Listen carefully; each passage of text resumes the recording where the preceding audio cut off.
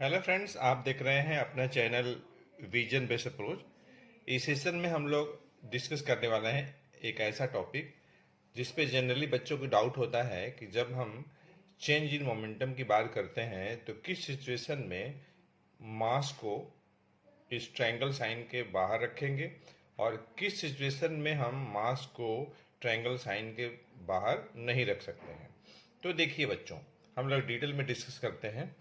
हम जानते हैं कि मोमेंटम जो होता है उसका सिंबल p होता है and it is the product of mass and velocity.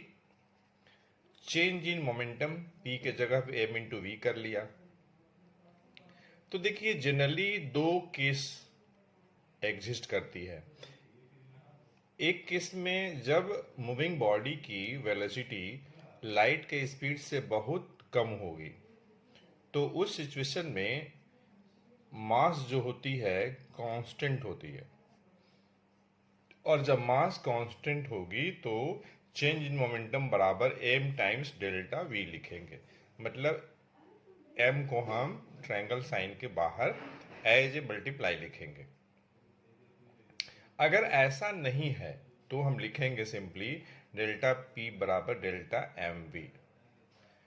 और ऐसे भी डेल्टा p बराबर डेल्टा mv जो है ट्रू है इन ऑल सिचुएशंस।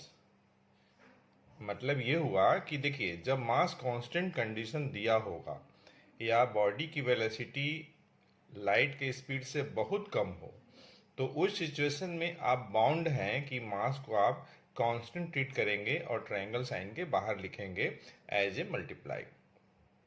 अगर कोई इंफॉर्मेशन नहीं है तो फिर आप डेल्टा p बराबर डेल्टा mv लिखेंगे। ये बात हमें लग रहा है क्लियर हो गया होगा। अच्छा, एक बात और देखिए, मास या तो कांस्टेंट होगा या तो फिर मास में वेरिएशन होगा। तो जब मास में वेरिएशन होगा तो उस सिचुएशन में आप लिखेंगे डेल्टा p बराबर डेल्टा mv। और एक बार फिर सुनिए, डेल्टा p बराबर डेल्टा mv जो है ये ट्रू है इन ऑल सिचुएशंस।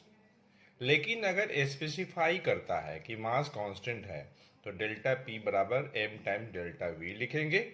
अगर बॉडी की स्पीड लाइट के स्पीड के अप्रॉक्सीमेटली इक्वल टू है तो उस सिचुएशन में आप मास को कांस्टेंट ट्रीट नहीं करेंगे। उस सिचुएशन में मास में वेरिएशन देखा गया है, ऑब्जर्व किया गया है और मास में चेंज होता है।